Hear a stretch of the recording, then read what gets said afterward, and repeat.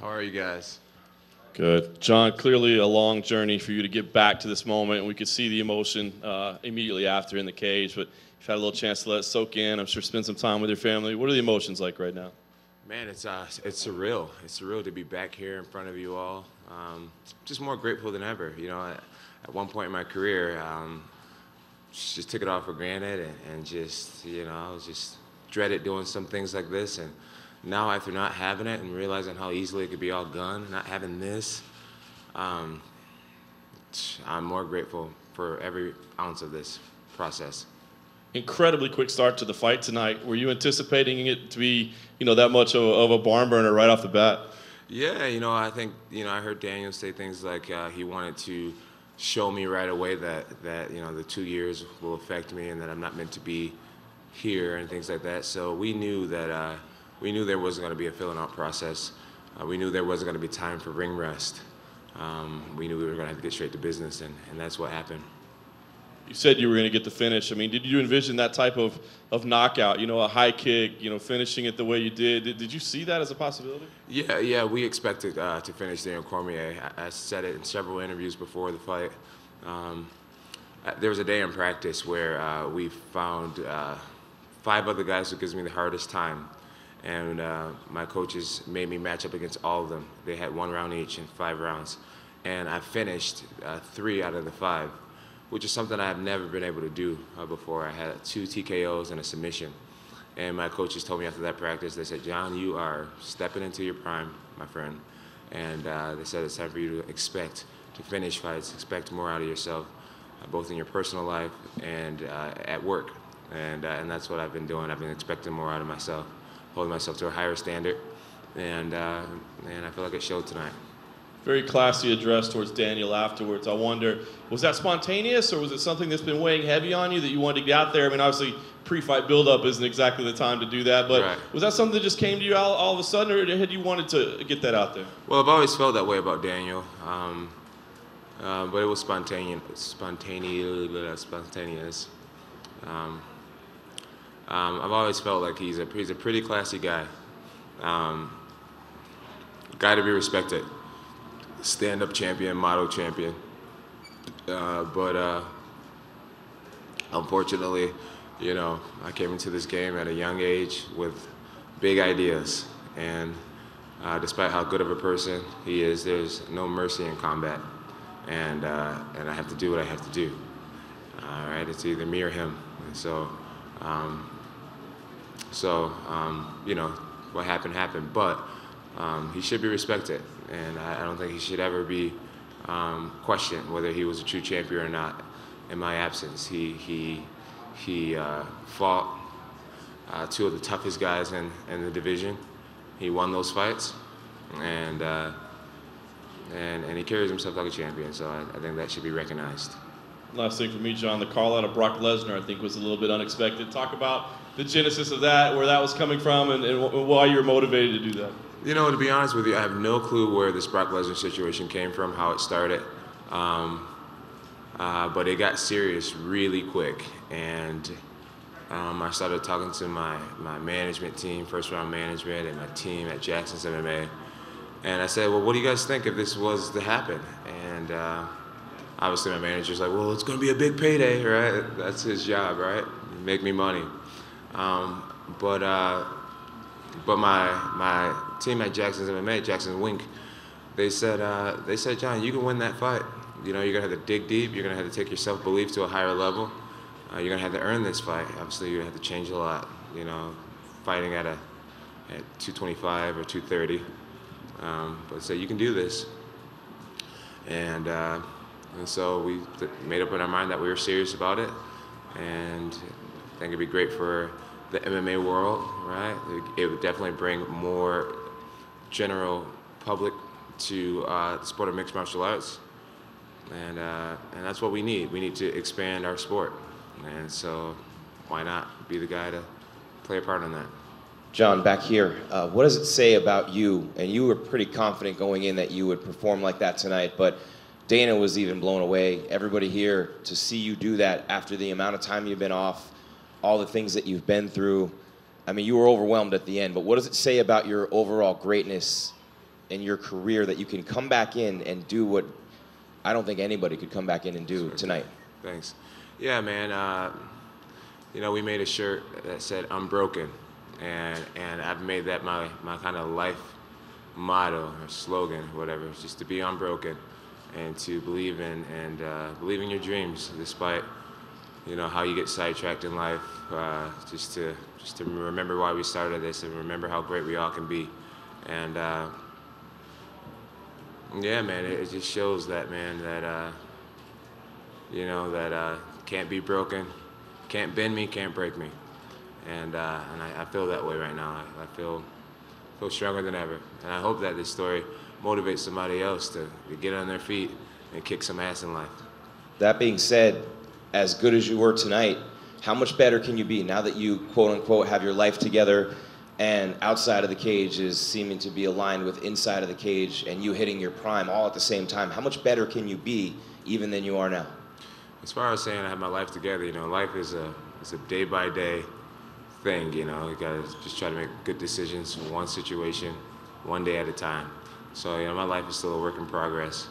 But I feel like I can be much better. Tonight, defensively, I felt like that I wasn't the sharpest. I got caught with some really, really big punches, some big hooks.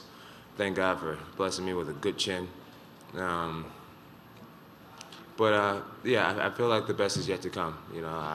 At age 30, I feel like I'm in my physical and mental prime. And just believing that will allow me to train at a higher level and just expect more out of myself. So I feel like my best years are still ahead of me. And I think it should be very scary to a lot of these light heavyweights that I'm still the youngest guy in the division and want to be here for a long time. Hey, John, right here. I think Kevin started first. Okay, I was quick. Respect your elders. always. Congratulations, John. Thanks. Can you compare this, put this in context with your win over Shogun Rua? When you set the record, you become the youngest champion, and that was such a dominant performance, and it's kind of like now, in a way, you come full circle. How do those two compare to you? They were definitely very similar. In a way, it feels like this fight feels like my first championship ever, almost, because I feel like I have a new beginning. I went through such a dark period, and this depression and all these things, and now the light is here at the end of the tunnel, and I feel like I'm leaving my past behind me. And I'm just, I'm erasing everything that I've done before. I feel like this is the start to a new career, a new championship, and I feel like I want to be a better champion than I was in the past. So I feel like a new champion. This is my time to start all over, and to just be a better champion and be the champion that the fans deserve. So that's how it compares. How much? I'm not sure if that made sense, but it made sense to me.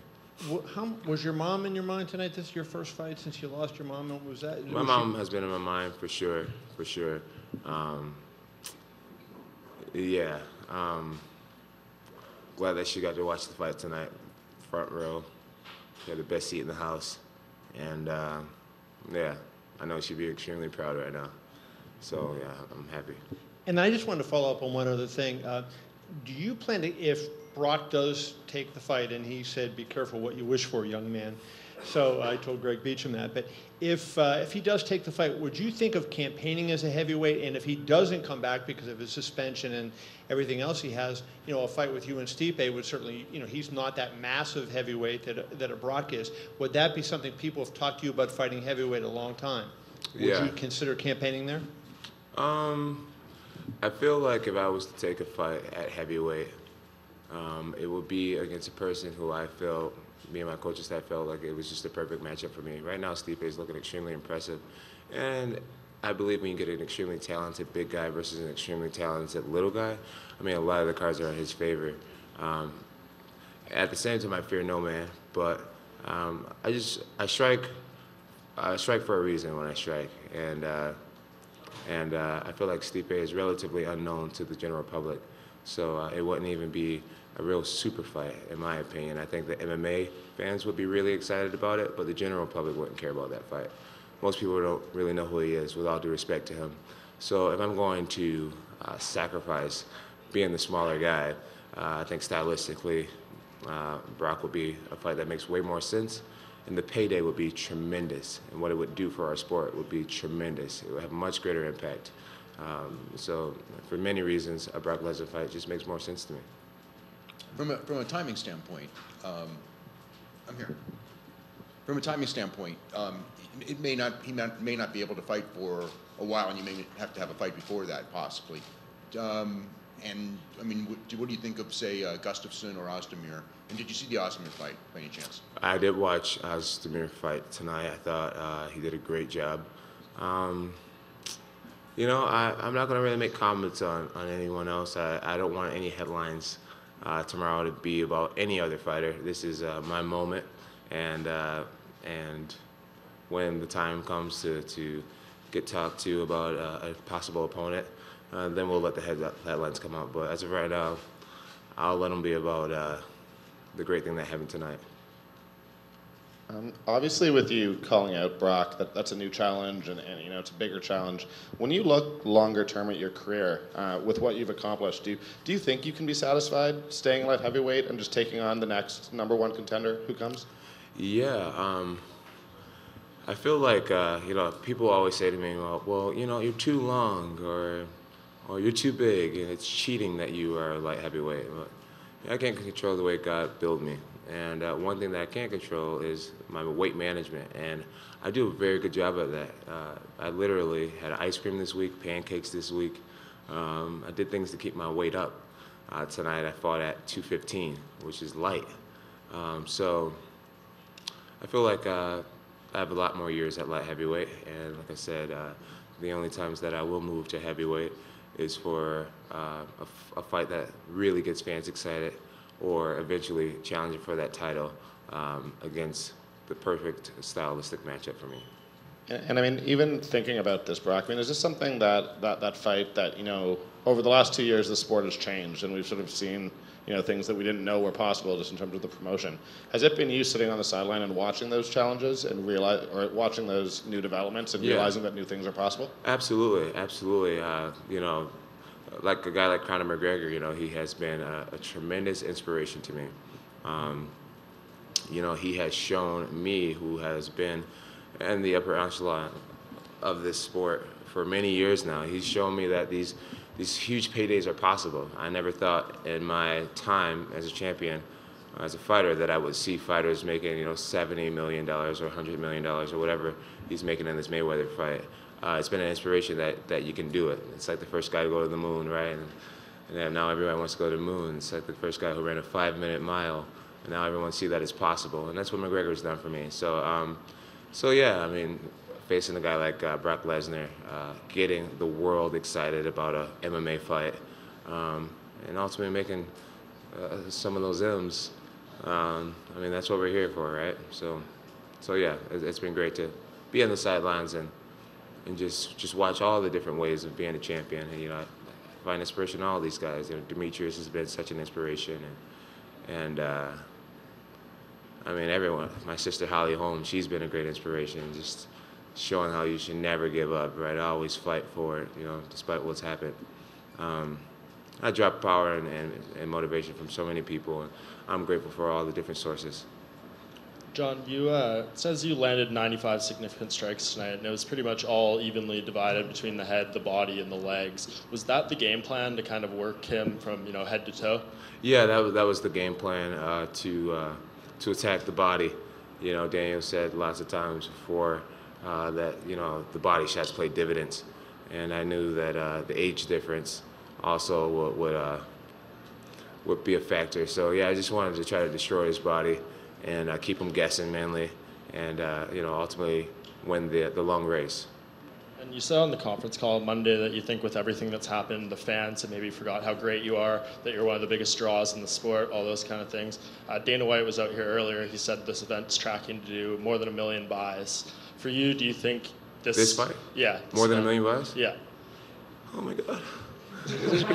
This is great. So, what a way to come home. So to you, do you think you expose yourself to the greater audience, that everyone is going to realize, you know, that you're back? Yeah, yeah. I felt like this was one of those fights that the world had to see. It was the biggest fight of the year, and I even heard rumors that Donald Trump was going to show up. Did any of you guys hear that? Yeah. Yeah. So I mean, to be a part of that, it's inspirational. It lets me know that my story is one that the world could look at and get something from. It lets me know that all the faith and all the hard work and consistency and pushing through,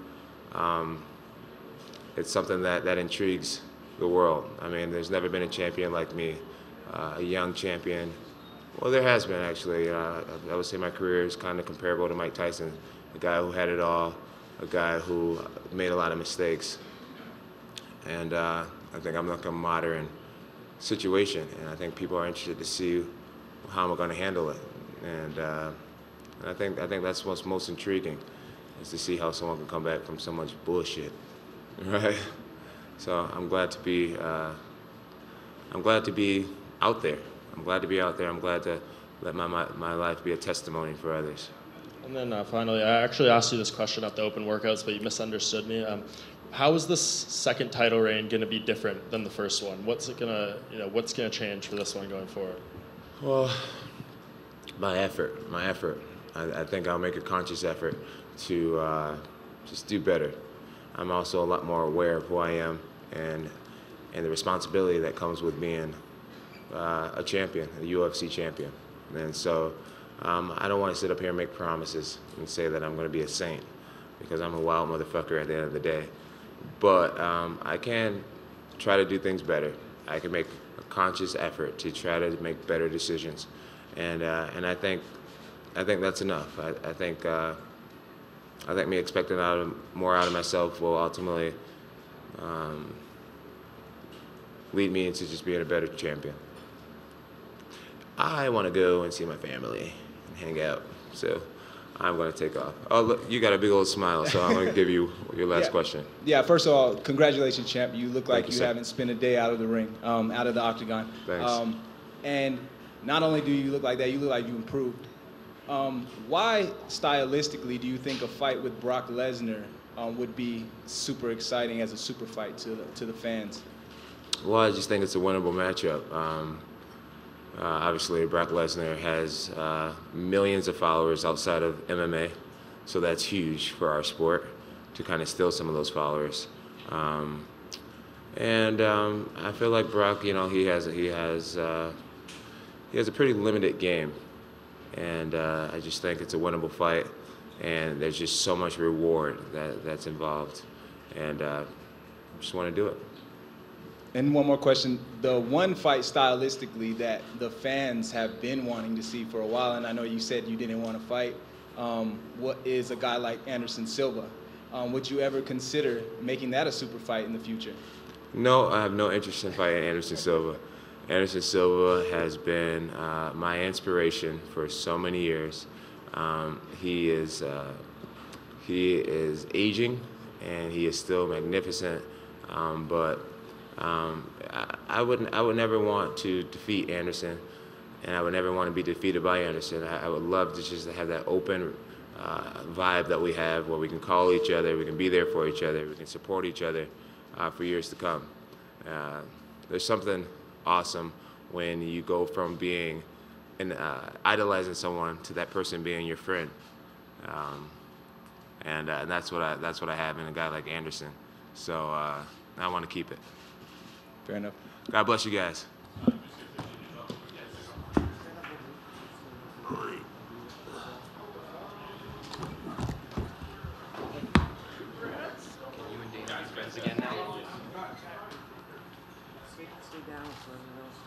at this guy.